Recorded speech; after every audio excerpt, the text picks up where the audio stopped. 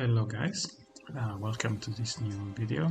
It's Jojo, your favorite, at least second favorite OPTC YouTuber.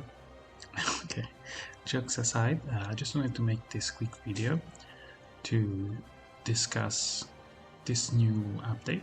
So the introduction of the Aurora Gems,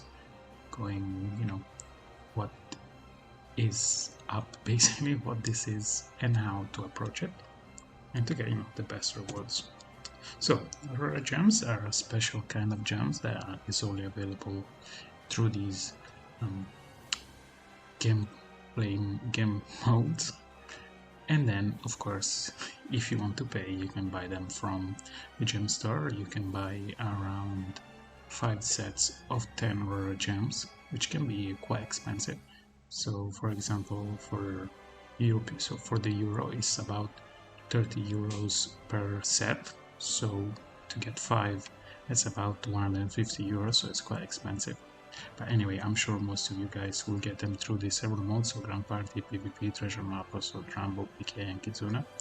And of course, sometimes, as you've seen at the beginning of the presentation, it's a special bonus and loggings during big celebrations. Now, moving on to the juicy part, so the Aurora Superfest. They usually contain the latest 4 legends for each of the mode that have limited legends, and EOM legends, so just regular normal legends, but that are not currently available in the pool. And of course, Super Sugos and Anniversary Sugofest units are not available. And what this is and also means is that the EOM legends now are in around 6 months, let's say, gap between their release and when they'll be back in normal Sugos. And during that 6 months period, they will rotate in the Aurora Sugofest. These Sugofests are quite special. They have a higher rate of getting legends, and also you get, as you can see here, 3 times the Sugo medals. They only have 5 steps, hence why the deal available in the gem shop, but they do give great rewards in terms of each step. And on the 11th, you are guaranteed a legend that most likely it's very good, and especially since these are the latest 4 legends available. For example, right now I'm waiting for the next month, as I can get Pika and the Snake PvP legend, which is crazy and awesome for the current PvP meta, but in general for PvP. Every month a new legend is introduced and another one is removed. And so, unless of course if available, so if that specific limited legend Sugofest introduce a new unit, for example PvP, that is not always we do get a new legend. How do you use them effectively? So basically we're going to break down 2 separate ways of approaching this new limited currency, in-game currency. The first one is Horde, Baby Horde. So what does that mean? To collect as many gems as possible.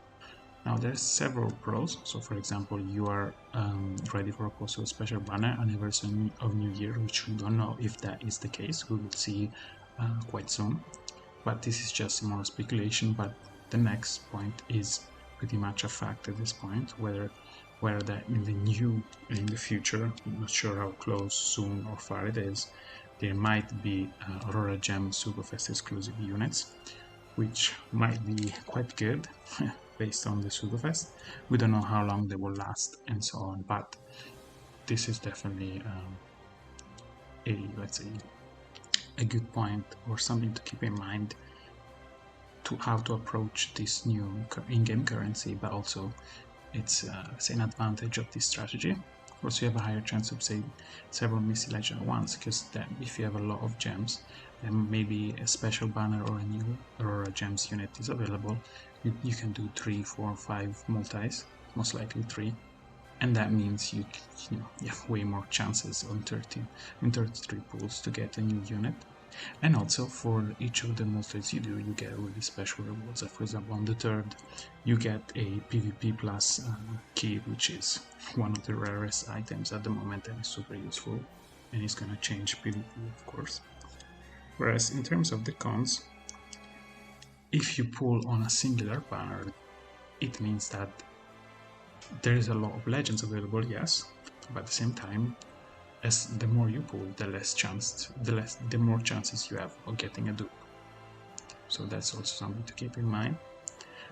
And during that period where you're saving these Aurora gems, the new units are getting introduced, but all the units are getting removed from the pool. So it's about balancing and understanding that you might miss quite a few key units.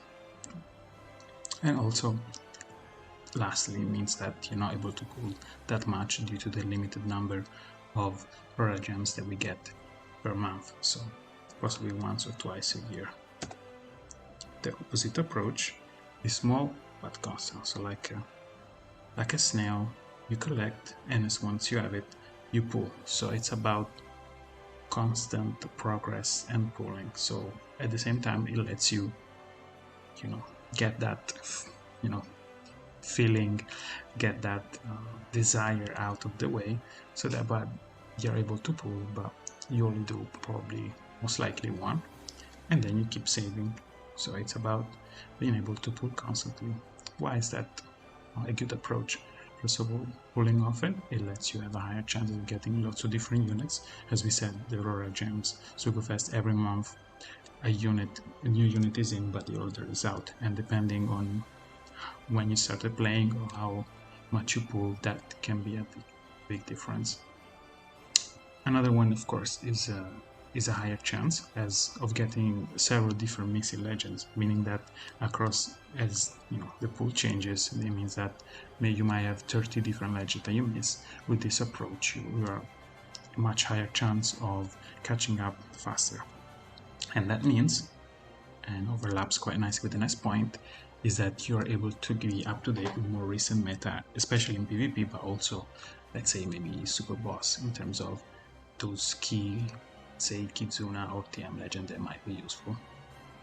Now, how does that impact you and what sort of challenges you may face? First of all, a single multi is more reliant on RNG because you are spreading out your, let's say, chances and rate on 11 units. And apart from the last one, which is the secondary point for this, let's say, possible drawback, is that you may have just get one new legend or none. That's how RNG works. You might get, I don't know, 11 new units, most likely not, but that's something to keep in mind.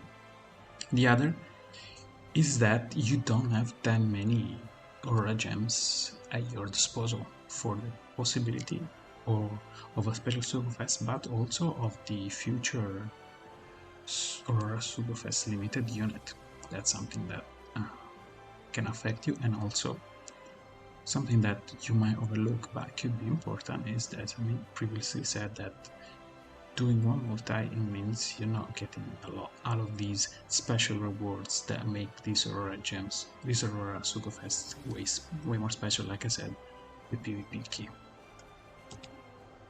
That's it for this video. I didn't want to make it too long, but I wanted to, let's say, be as concise as possible and to give you as much information as you need in a short video, so that whenever you guys might have quite a few Aurora gems at this point, you could have, as I do, 18, you could have more depending if you pulled on part 1 or you bought them, which means you are maybe 1% or even less of the population of the PvC player. But anyway, just to give you an idea of how to move forward with this mode.